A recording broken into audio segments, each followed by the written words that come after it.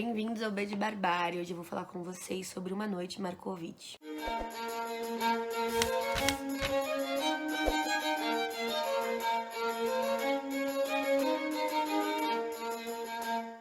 Uma Noite Markovitch, então, vai contar a história, não exatamente do Markovitch. Isso é uma coisa muito boa de se falar, porque isso foi uma coisa que eu debati bastante com o pessoal que leu lá no Clube Leituras Compartilhadas, que é um clube organizado pelo @Espanadores, lá no Instagram, e que o clube é presencial aqui em São Paulo, né?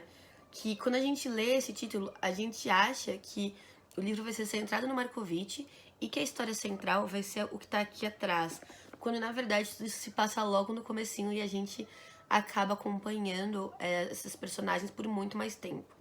Então, a princípio, nós temos 4 personagens principais, que é o Yakov Markovitch, o Feinberg, a Sônia e a Bela.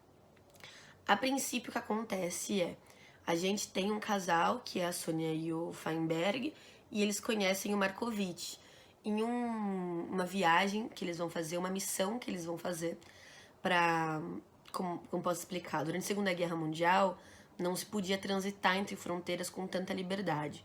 Então, o que acontecia? Homens, nessa época, no começo do livro, a gente está na Palestina Britânica. Então, é a Palestina antes da imposição da ONU da criação do Estado de Israel. Então, o que acontece? Essas pessoas iam para a fronteira, os homens se casavam com as mulheres e, por uma brecha na lei, elas poderiam atravessar por serem casadas com homens daquele território. E aí, quando elas atravessavam a fronteira, elas davam o divórcio. O que acontece é que o Feinberg e o Markovitch vão numa missão dessas, e quando volta o Markovitch se recusa completamente a se separar da Bela. E aí a gente vai acompanhar uma trajetória, acho que de 30 ou 40 anos aqui, desses dois casais, né, que eu chamo de casal, mas é claro, não existe um consentimento da Bela com relação ao Markovitch.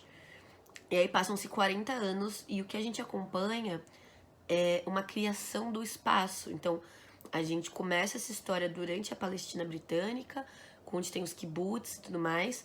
Aí se instaura Israel, né, pela obrigação, né, da ONU. E aí a gente vê várias guerras e disputas de território, ainda que a AELE não se preocupe muito em justificar ou explicar essas guerras, o que aconteceu. Ela não se detém tanto na parte política da discussão da criação do Estado de Israel. Ela vai acabar contando mais pra gente sobre a história dessas personagens. Aqui o Sunday Telegraph chama de Uma Fábula para o Século XXI, aqui na capa da edição do Todavia. Porém, eu acho que a gente pode fazer um paralelo muito bacana com diversas obras de literatura fantástica, como 100 Anos de Solidão, ou mesmo como A Casa dos Espíritos. Eu acho que esse livro acaba ficando no meio desses dois que eu citei anteriormente, porque ele não é um livro como Senha de Solidão, que cria Macondo e cria experiências sem uma especificidade no espaço-tempo, mas ele também não é a Casa dos Espíritos, em que a gente fica muito claro, apesar da Isabel Allende não dar o dado certinho, que ela está se referindo ao golpe chileno que foi dado no Pinochet no final, né? Então ela não situa tão historicamente, mas fica muito claro para você acessar essas informações. O 100 Anos de Solidão não tem nada disso. Uma Noite Markovitch fica no meio. A gente consegue referenciar algumas questões, mas aí ele não se demora em fazer uma crítica ou um elogio a isso. O que a gente vê são gerações crescendo dentro dessa questão da ocupação territorial.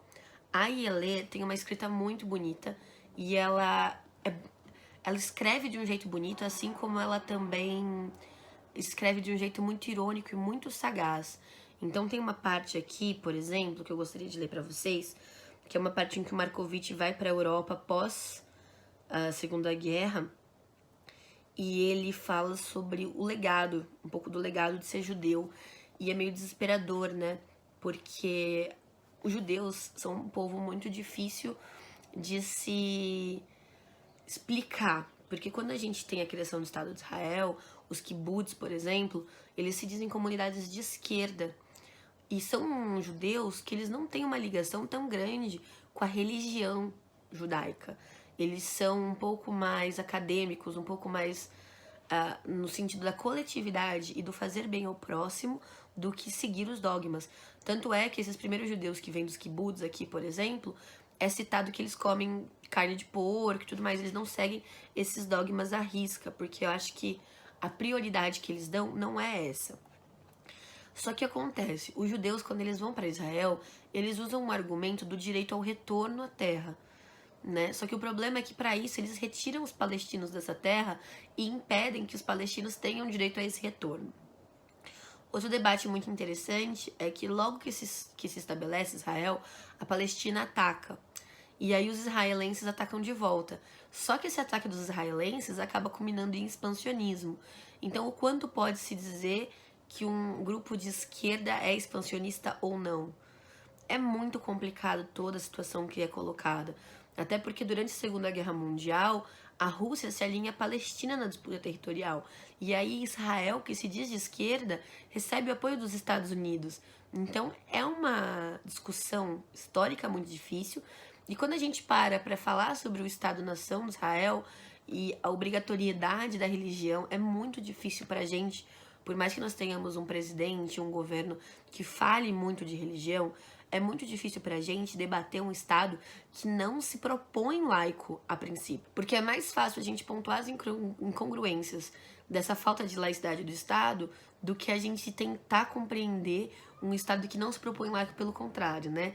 Ele, muitas vezes, ele é dirigido por questões religiosas, ao mesmo tempo que não, porque não é como em outras regiões, né, as figuras religiosas que também são figuras políticas, como o Ayatollah, o líder supremo, né, é muito complicado.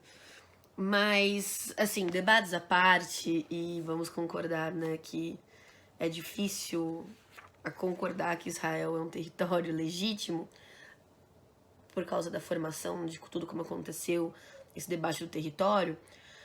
Ainda acho muito triste, né, quando a gente pensa na herança que os judeus carregam, e isso é até anterior à Segunda Guerra.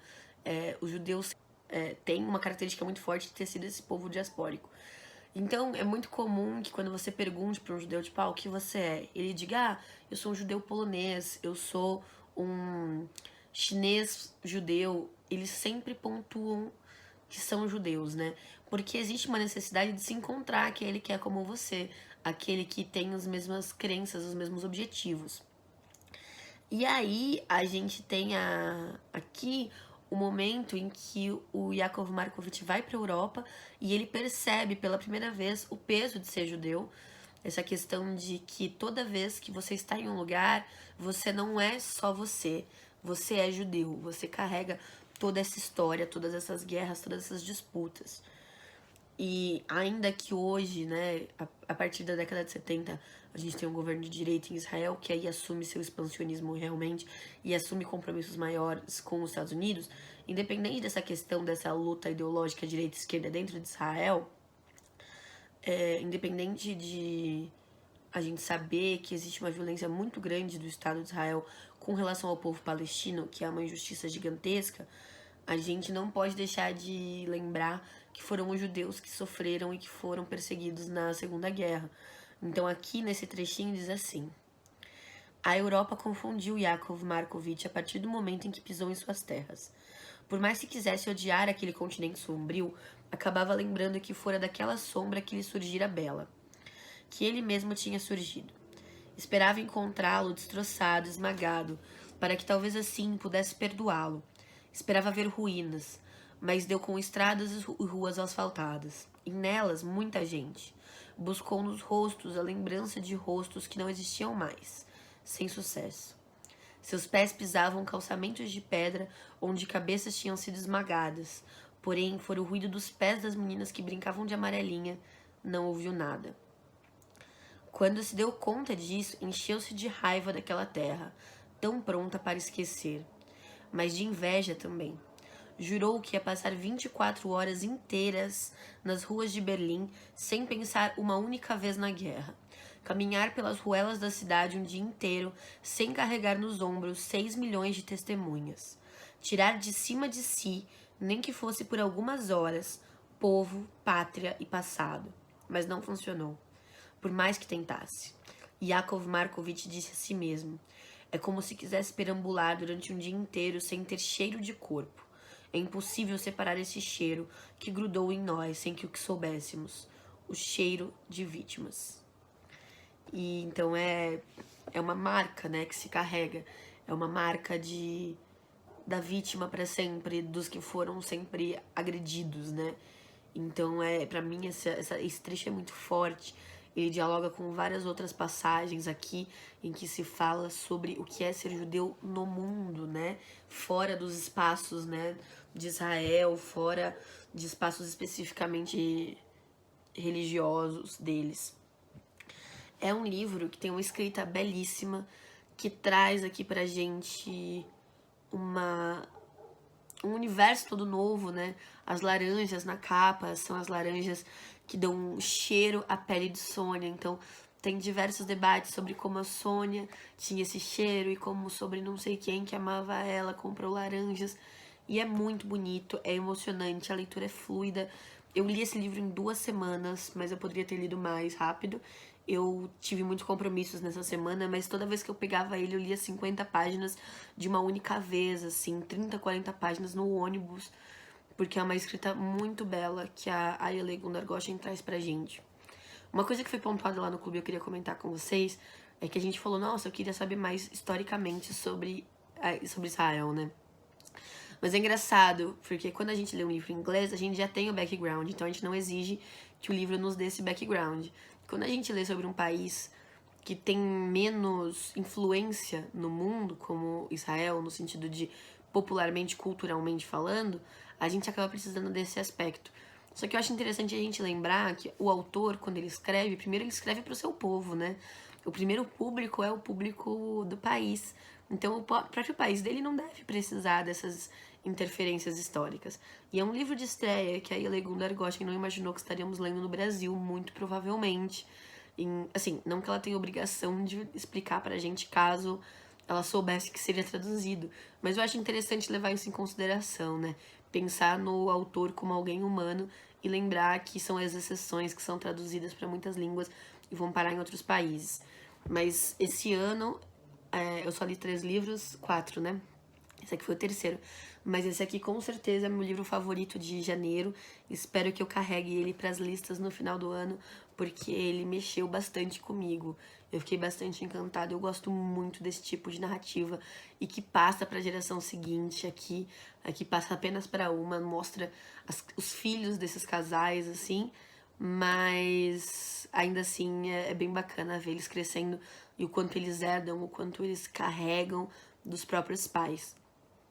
Uma outra coisa interessante que eu vou falar aqui pra vocês tem resenhas muito boas dele, a Nath do Redemoinhando fez, a Tami do Literatami fez, mas é um livro que me parece que tudo é muito spoiler, porque esse tipo de livro, assim como A Casa dos Espíritos de 100 Anos, a história é contada superficialmente, mas com leves aprofundamentos, assim. E aí contar essas coisas acaba tirando a graça do livro, porque ele é muito baseado no enredo, é uma coisa que eu gosto muito. Bom, pessoal, é isso. Espero que vocês tenham gostado desse vídeo. Se gostaram, se inscrevam no canal clicando na bolinha com o meu rosto, que vai aparecer aqui na tela. E deem mais uma chance para outro videozinho que eu vou pôr por aqui. Um beijo e até a próxima.